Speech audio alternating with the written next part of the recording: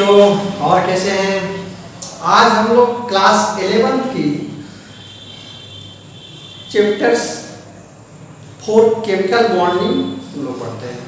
बहुत important topic है, बहुत इंपॉर्टेंट चैप्टर है केमिकल बॉन्डिंग। केमिकल बॉन्डिंग, अब देखिए बेटा, केमिकल बॉन्डिंग टर्म्स आ रहा है। केमिकल बॉन्डिंग, बॉन्ड बन रहा है, तो बॉन्ड बनने की भी कई रीजंस होते हैं। सबके साथ सबकी बॉन्डिंग नहीं बनेगी। अब इस पे बॉन्डिंग की टाइप भी है आपका, आयनिक बॉन्ड है, इलेक्ट्रोवैलेंट बॉन्ड, आयनिक बॉन्ड या इलेक्ट्रोवैलेंट बॉन्ड, फिर covalent bonds, coordinate bond, metallic bonds. अभी किसमें आते हैं थोड़ा सा इसको हम लोग समझ लेते हैं बेटा। इसको जरा बॉन्डिंग को देखते हैं बच्चों। बॉन्डिंग जो होगी ये 2 टाइप्स की है, इंटर एटॉमिक और दूसरी जो है इंटरमोलिकुलर। इंटरमोलिकुलर, ये इंटरमोलिकुलर मतलब मॉलिक्यूल्स के बीच में, इंटर एटॉमिक यानी एटम्स के बीच में। तो इंटर एटॉमिक की बॉन्डिंग में टाइप जो है हमारी, जैसे फर्स्ट है क्या, आयनिक बॉन्ड। आयनिक बॉन्ड या इसे हम क्या बोलते हैं, इलेक्ट्रोवैलेंट बॉन्ड भी बोलते हैं इसको, क्योंकि दोनों के बीच में इलेक्ट्रोस्टैटिक फोर्स ऑफ अट्रैक्शन होगा, उसको हम अभी देखते हैं। तो इलेक्ट्रोवैलेंट बॉन्ड भी बोलते हैं, इलेक्ट्रोवैलेंट बॉन्ड। दूसरा क्या होगा इसमें, कोवैलेंट बॉन्ड। कोवैलेंट बॉन्ड, फिर होगा कोऑर्डिनेट बॉन्ड। कोऑर्डिनेट बॉन्ड, इसमें देखते हैं इंटरमोलिकुलर में। इंटरमोलिकुलर में जो होगा, एक तो आएगा वंडरवाल फोर्स, वंडरवाल, वंडरवाल।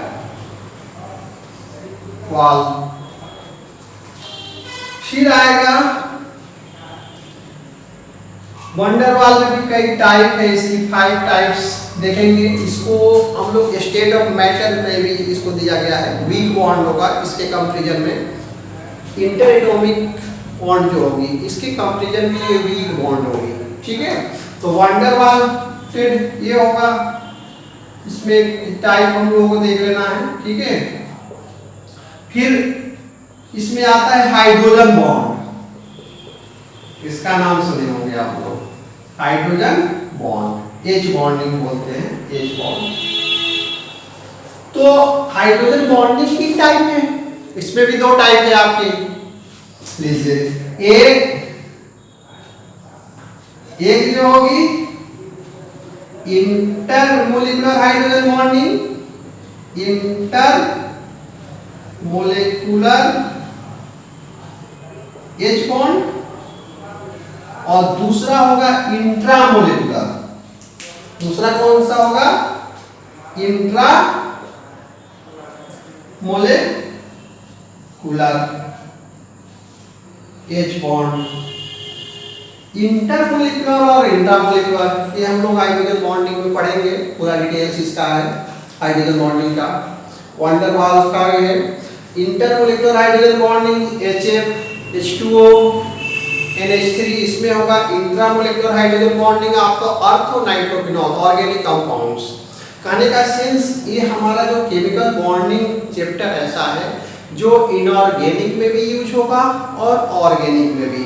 जितनी कोवैलेंट बॉन्ड्स आपकी जो होगी, कोवैलेंट बॉन्ड्स पूरी ऑर्गेनिक में जो भी बॉन्डिंग होती है, single covalent bond, double covalent bond, triple covalent bond, सभी ऑर्गेनिक में यूज होंगे। इसमें हम लोगों को और काफी चीजें देखना है। तो एक चीज इंटरमोलिकुलर इंटर एटॉमिक वाला जो बॉन्ड होगा, ये जो होगा हमारा स्ट्रॉन्ग, ये जो होगा स्ट्रॉन्ग बॉन्ड होगा। स्ट्रॉन्ग बॉन्ड, ये क्यों होगा स्ट्रॉन्ग बॉन्ड? और ये जो होता है वीक बॉन्ड होता है, ये वीक बॉन्ड होगा। ये स्ट्रॉन्ग बॉन्ड इसलिए हो रहा है ना, interatomic force of attraction, इसमें electrostatic force of attraction bond होगा, इसलिए स्ट्रॉन्ग बॉन्ड होगा। स्ट्रॉन्ग बॉन्ड बनेगा तो इसको ब्रेक करने के लिए भी तो ज्यादा एनर्जी देनी पड़ेगी। ये वीक बॉन्ड होगा। इसमें एक जनरल और क्वेश्चंस पूछा जाता है कि इसकी जो स्ट्रॉन्ग बॉन्ड है तो कितने किलो जूल पर मोल इसकी वैल्यू होगी। तो इसकी तो आपकी वीक बॉन्ड है तो आपका इसका 2 से लेकर 40 किलो जूल पर मोल या मोल यूनिवर्स पर मोल होगी। ये बीच बीच में कभी कभी 30, 32 किसी किसी बुक में भी दिया गया। तो इससे 2 से 40 के बीच में रेंज अगर होती है तो वो हमारी क्या हो जाएगी, ये इंटर मोलिकुलर बॉन्डिंग होगी, वीक बॉन्ड होगा। फिर हम आ जाते हैं इधर आपका इंटर एटॉमिक में। तो इसमें जो होगा, इसमें जो होता है बेटा 200 से लेके 400 तक होगा। 200 से लेकर 400 किलो जूल पर या मोल यूनिवर्स, मोल यूनिवर्स होगी ये ध्यान रखना है, भाई जब कभी पूछा जाता है तो। फिर आयनिक बॉन्ड, आयनिक बॉन्ड किसके किसके भी बीच में बॉन्ड बनेगा, ये मेटल और नॉन मेटल के बीच में, मेटल और नॉन मेटल के बीच में जो बॉन्ड होगी वो आयनिक बॉन्ड होगी। Metal and non metal, metal and non metal, metal plus non metal, और मेटल और नॉन मेटल के बीच में होगा और नॉन डायरेक्शनल होगा। इसमें कोई डायरेक्शंस नहीं होंगे बेटा, इस चीज को ध्यान रखनी है। काफी इंपॉर्टेंट चैप्टर से हर पॉइंट्स को बहुत केयरफुली ध्यान रखना है। तो ये नॉन डायरेक्ट, नॉन मेटल और मेटल के बीच में बॉन्डिंग होगी और नॉन डायरेक्शनल होगा। ये नॉन डायरेक्शनल, कोई डायरेक्शंस इसका नहीं होगा, तो नॉन डायरेक्शनल, ठीक है। कोवैलेंट बॉन्ड्स होगा, इसमें भी आपका सिंगल कोवैलेंट बॉन्ड्स होता है, डबल कोवैलेंट बॉन्ड होगा, ट्रिपल कोवैलेंट बॉन्ड्स होगा, इसको हम देखते हैं। और इसमें कोवैलेंट बॉन्ड्स में पोलैरिटी होती है, तो पोलैरिटी की वजह से ये डायरेक्शनल होगा। कोवैलेंट बॉन्ड जो होगी हमारी ये डायरेक्शनल होगा, डायरेक्शनल, ये जो बॉन्डिंग होगी ये डायरेक्शनल होगी। डायरेक्शनल किसकी वजह से होगी, पोलैरिटी की वजह से। हम लोग डाइपोल मोमेंट पढ़ेंगे इसमें। पोलर नॉन पोलर जो मॉलिक्यूल्स होते हैं वो नॉन पोलर होंगे, जैसे Cl2 के बीच में डाइपोल मोमेंट एक दूसरे को कैंसिल आउट ईच अदर करेंगे तो वो नॉन पोलर होंगे। इसमें भी कार्बन टेट्राक्लोराइड नॉन पोलर होगा, HCl पोलर होगा। तो डायरेक्शनल क्यों हो रहा है, ये पोलराइजेशन या पोलैरिटी के कारण।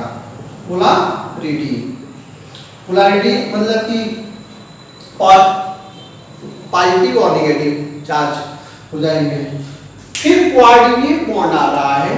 कोऑर्डिनेट बॉन्ड, कोवैलेंट बॉन्ड का एक स्पेशलाइजेशन होता है जिसमें पूरा पूरा लोन पेयर इलेक्ट्रॉन्स उनको डोनेट कर दिया जाता है, उसे हम कोऑर्डिनेट बॉन्ड की कोई अपनी स्पेशलाइजेशन नहीं है। कोवैलेंट बॉन्ड ही एक स्पेशल टाइप की बॉन्ड बनाती है जिसे हम कोऑर्डिनेट बॉन्ड्स बोलते हैं, जिसमें एक लोन पेयर इलेक्ट्रॉन पूरा पूरा डोनेट किया जाता है दूसरे एटम्स को।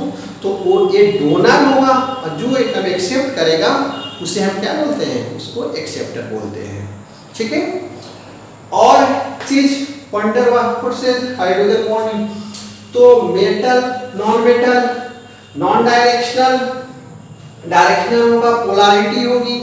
इसमें काफी बड़ा चैप्टर है, इसमें और हमें जो पढ़ना है काफी चीजें इसमें हम लोगों को पढ़ना है। पोलराइजेशन तो पढ़ना ही है, डाइपोल मोमेंट पढ़ना है, एक वैलेंस बॉन्ड थ्योरी पढ़नी है, valence bond theory, valence bond theory, valence bond theory पढ़नी है। फिर बैलेंस बॉन्ड थ्योरी हम लोग 12th पे कोऑर्डिनेशन कंपाउंड कई चैप्टरों से इसका रिलेशन है, इसलिए मैं थोड़ा सा हिंट्स दे रहा हूँ कि क्या क्या पढ़ना है, ये चीज थोड़ा सा जान ले हम लोग। तो बैलेंस बॉन्ड थ्योरी, फिर वेस्पर है, बैलेंस वेस्पर बैलेंस से electron pair repulsion theory, balance से इलेक्ट्रॉन पेयर रिपल्सन थ्योरी है। और ये चीज है बहुत केयरफुली ध्यान देना है। फिर हमारा ये क्या है, moth MOT, molecular orbital theory, ये हम लोग करनी है। ये कंपटीशन के पॉइंट ऑफ व्यू से जो है अच्छे क्वेश्चंस आते हैं। मोलिकुलर ऑर्बिटल थ्योरी, बैलेंस से electron pair repulsion theory, valence bond theory, कहीं ना कहीं ये और भी चैप्टर से रिलेशंस इसका आएगा। फिर इसी में आएगा आपका हाइब्रिडाइजेशन, हाइब्रिडाइजेशन हम लोगों को पढ़ना है।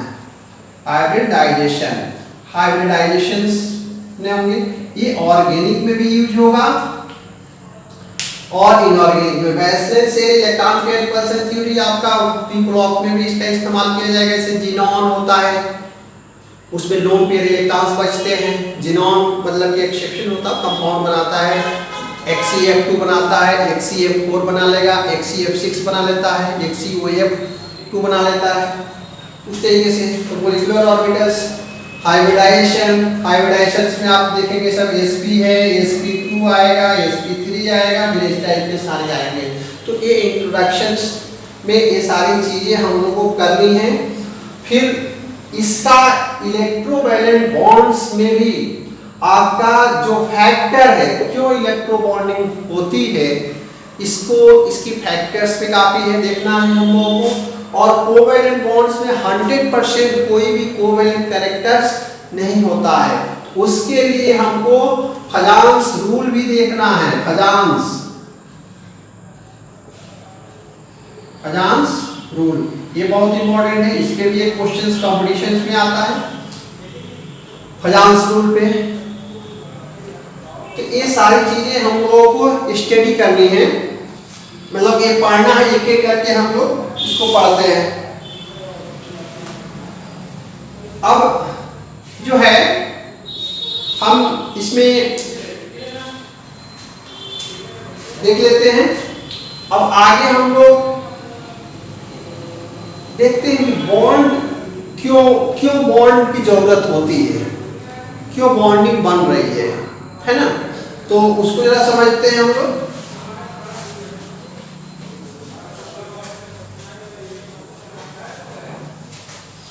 कॉज ऑफ केमिकल कॉम्बिनेशन, अब देखते हैं बेटा cause of chemical combination. Cause of chemical combination,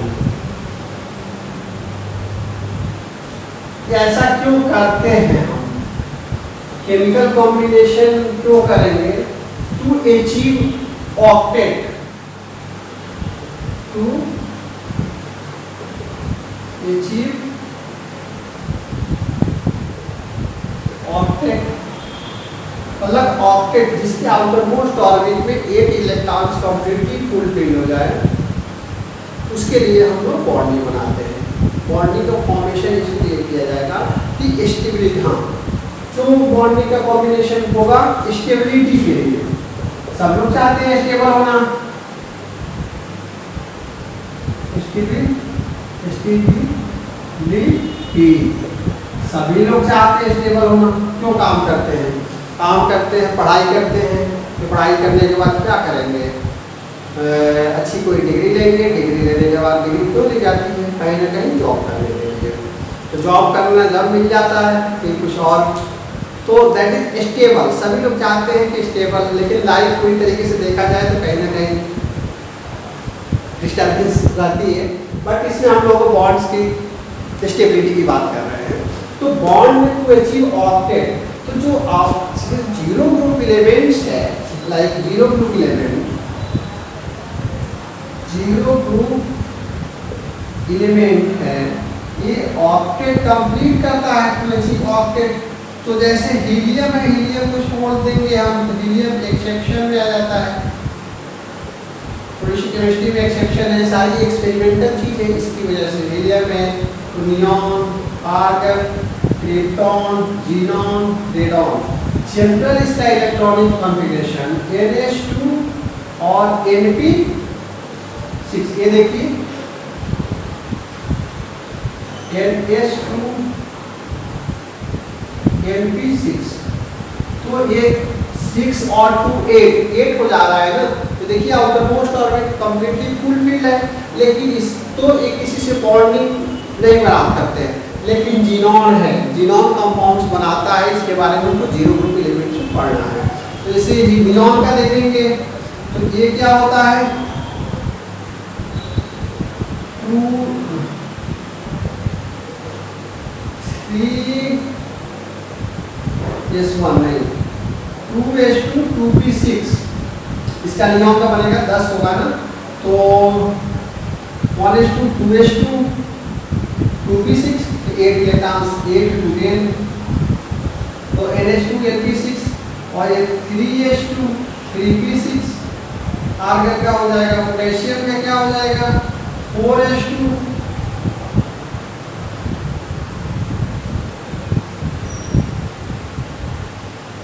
4P6,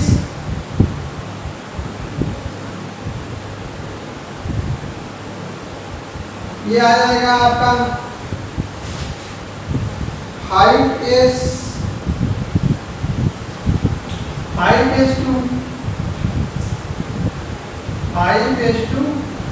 5P6, ये आ जाएगा 6H2 6P6। इस तरीके से बॉन्डिंग हो जाएगी हमारी। तो ये देखिए सेकेंड पीरियड हम देख सकते हैं, helium, neon, argon, krypton, xenon और रेडॉन। तो ये आपका हाइड्रोजन हीलियम फर्स्ट पीरियड आता है, first, second, third, fourth, fifth, six.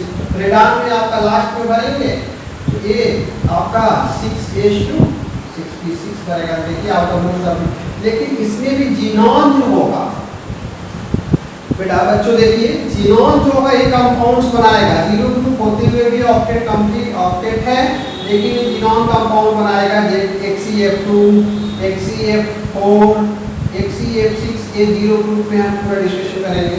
देखिए ये सारे चैप्टर्स को टच कर रहा है, कहने का सेंस ये है केमिकल बॉन्डिंग बहुत इंपॉर्टेंट चैप्टर्स है और सभी चैप्टर्स को टच कर रहा है। तो हमें बॉन्ड जो होती है, बॉन्ड बनाने की क्यों जरूरत पड़ी, ऑक्टेट कंप्लीट करने के लिए, to achieve octet, octet complete करने के लिए हमको केमिकल बॉन्डिंग की जरूरत पड़ी।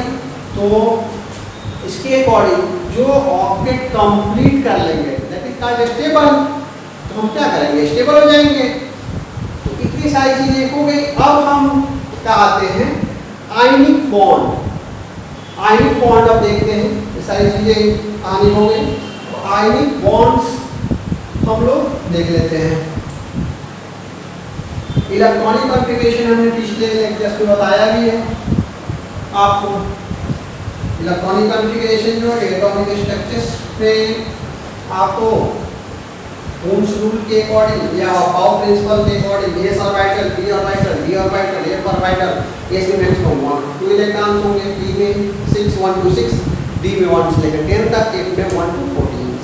That's all. फिर नेक्स्ट देखते हैं बेटा आयनिक बॉन्ड। आयनिक बॉन्ड्स क्यों बोलते हैं इसको आयनिक बॉन्ड, या इसको हम लोग बोलते हैं आयनिक बॉन्ड या बोलते हैं इलेक्ट्रोवैलेंट बॉन्ड। आयनिक बॉन्ड या बोलते हैं इलेक्ट्रोवैलेंट बॉन्ड। किसके बीच में होगा, स्ट्रॉन्ग बॉन्ड बनता है इसमें मेटल और नॉन मेटल के बीच में बॉन्डिंग होगी, मेटल प्लस नॉन मेटल के बीच में बॉन्डिंग होगी, ठीक है। और स्ट्रॉन्ग बॉन्ड होता है, नॉन डायरेक्शनल होता है।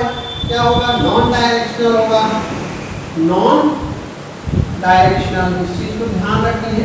और आयनिक बॉन्ड क्या होता है? Transfer of electron, transfer of electrons, transfer of electron.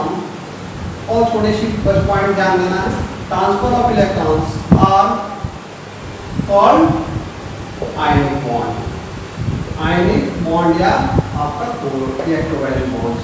अब देखो जरा, जैसे हमको एग्जांपल देखते हैं इसका, तभी क्लियर होगा। अब देखिए बेटा, जैसे हम NaCl ले लिए हैं, अब इसमें देखते हैं NaCl है तो सोडियम का क्लोरीन, सोडियम का इलेक्ट्रॉनिक कॉन्फ़िगरेशन, सोडियम का एटॉमिक नंबर कितना होता है? 11 होता है। सोडियम का 11, क्लोरीन का 17।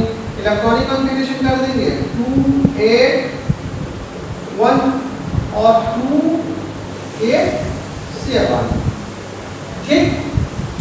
अब इसके आउटर मोस्ट ऑर्बिट पे क्या होगा? एक इलेक्ट्रॉन से, इधर हम डॉट बना के दिखा दे रहे हैं, एक इलेक्ट्रॉन से। इसमें देखिए 1 2 3 4 5 6 7, इसको लीविस डॉट स्ट्रक्चर्स बोलते हैं। बॉन्ड को लीविस डॉट स्ट्रक्चर समझ लेते हैं ना इसको। तो ये क्या किया?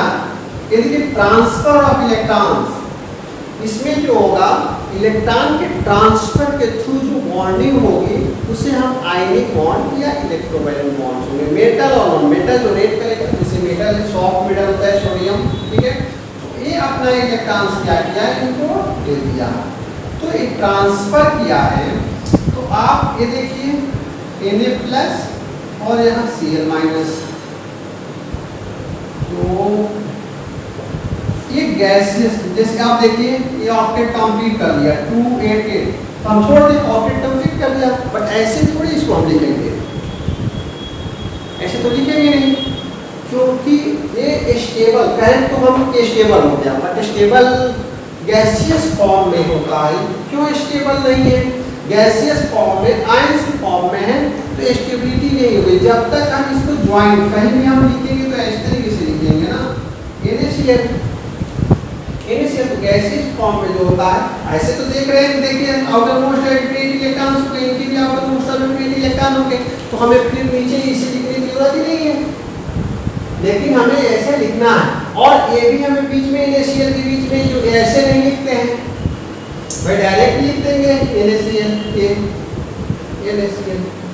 तो कहने का सेंस ये है कि जो इलेक्ट्रॉन का ट्रांसफर, लीविस डॉट स्ट्रक्चर है, एक इलेक्ट्रॉन जिनकी देखिए आउटर मोस्ट ऑर्बिट में एक इलेक्ट्रॉन से, तो ये अपना इलेक्ट्रॉन डोनेट कर दिए, और जो डोनेट करेगा वो पॉजिटिवली चार्ज होगा और जो लेगा वो नेगेटिवली।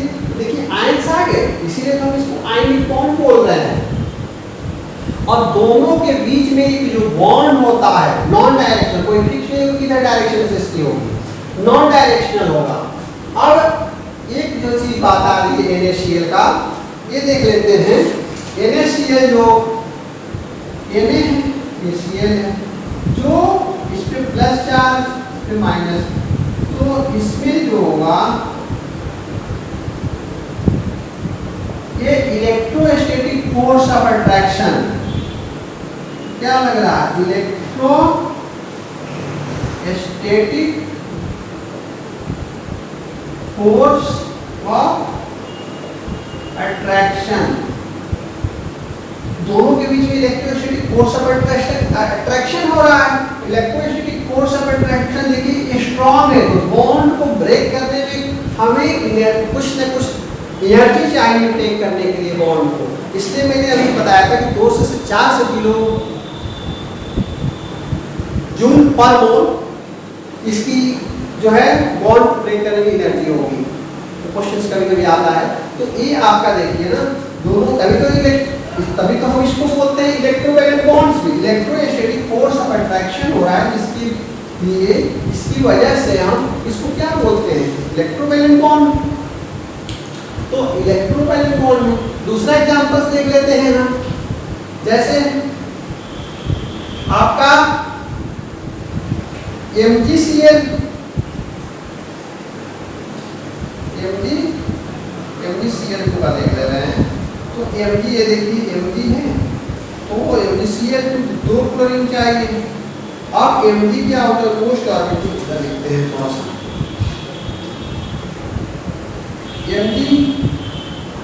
MgCl होगा तो Mg और Cl, Mg दो Cl होगा ना, एक तो 2 8 2। अब देखिए इसके आउटर मोस्ट ऑर्बिटल 2 इलेक्ट्रॉन से, इनके 2 8 7 और ये 2 8 7, एक इलेक्ट्रॉन इधर आएगा, एक इलेक्ट्रॉन इधर आएगा, और इन्होंने दो इलेक्ट्रॉन का ट्रांसफर करेंगे। अब देखो 2 आउटर मोस्ट ऑर्बिटल इलेक्ट्रॉन से इनके, और इनके में कितने 1 2 3 4 5 6 7, 1 2 3 4 5 6 7, एक इलेक्ट्रॉन्स का ट्रांसफर होगा। तो ये ऑक्टेट अचीव कर लेंगे, ये भी ऑक्टेट अचीव कर लेंगे, और ये ऑलरेडी डोनेट करके ऑक्टेट रहेगा। तो ये जो होगा एक इलेक्ट्रॉन इनको दे दिया और एक इलेक्ट्रॉन इनको डोनेट कर दिया, ट्रांसफर कर दिया। तो आप देखो बेटा, तो Mg पे कितना चार्ज हो जाएगा, Mg पे +2 चार्ज हो जाएगा, इधर एक क्लोरीन पे माइनस, इधर क्लोरीन पे माइनस।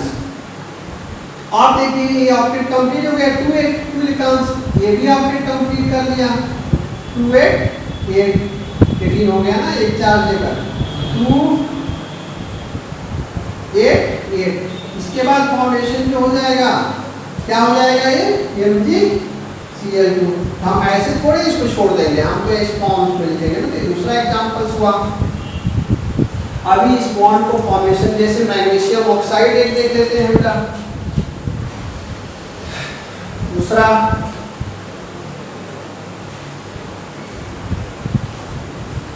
मैग्नीशियम ऑक्साइड,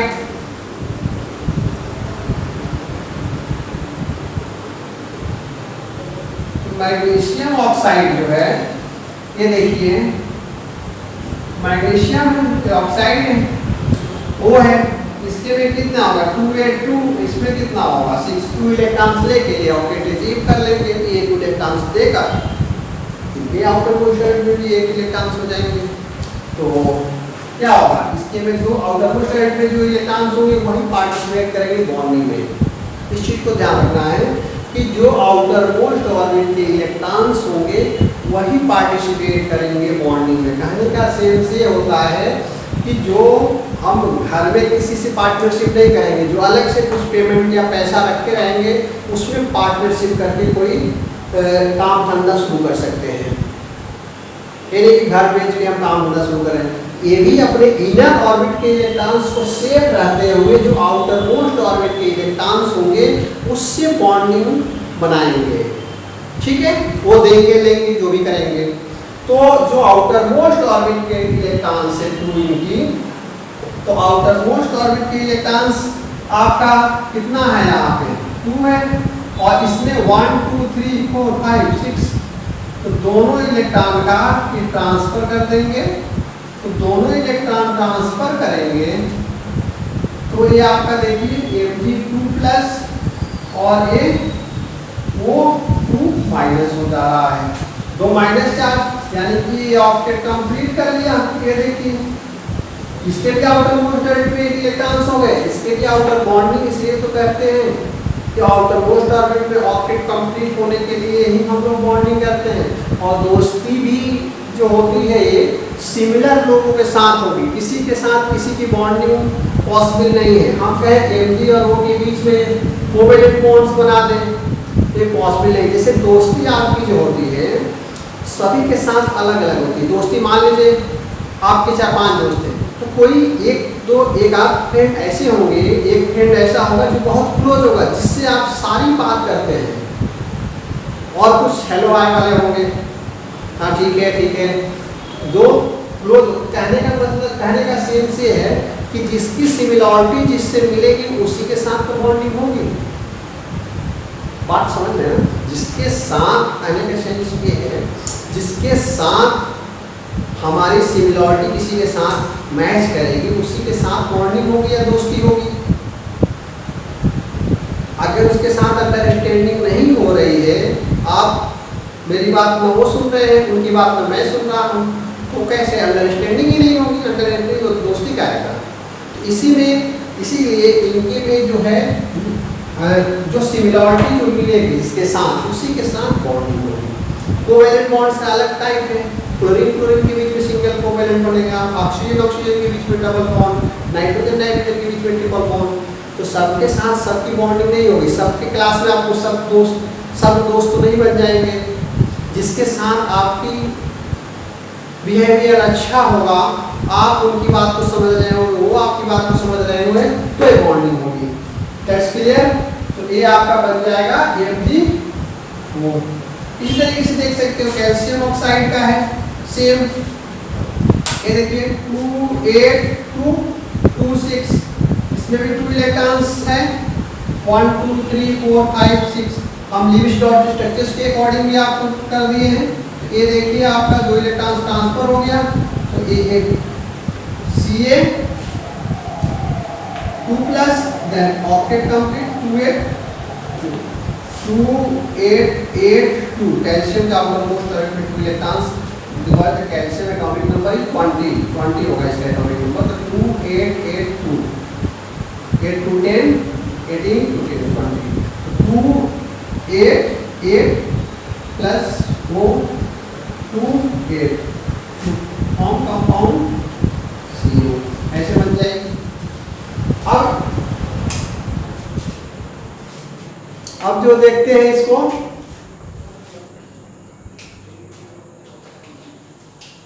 अब आगे हम इस पे एक देख लेते हैं।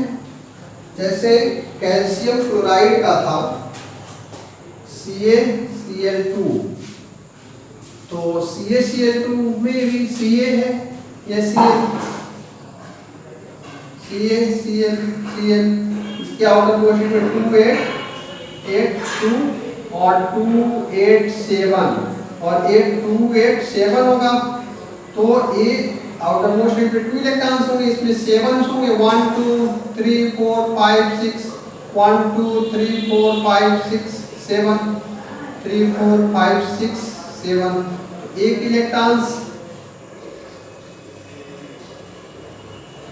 इलेक्ट्रॉन्स इसको दे देंगे और एक इलेक्ट्रॉन्स इसको ट्रांसफर कर देंगे to make a bond Ca2 plus Cl minus तो देन 2 8 8 2 8 8 सभी के outermost orbit completely complete हो गए to make A compound Cl2। ये सारे एग्जांपल्स दे दिए। लीविस डॉट स्ट्रक्चर भी मैंने बना दिया। आप इसको एक बार कॉपी में बना के प्रैक्टिस कर लेंगे तो क्लियर हो जाएगा। फिर इस पे हम पॉइंट्स आ रहे हैं, कुछ फैक्टर्स हैं इसके, फेवरेबल फैक्टर्स बोल सकते हैं उसको।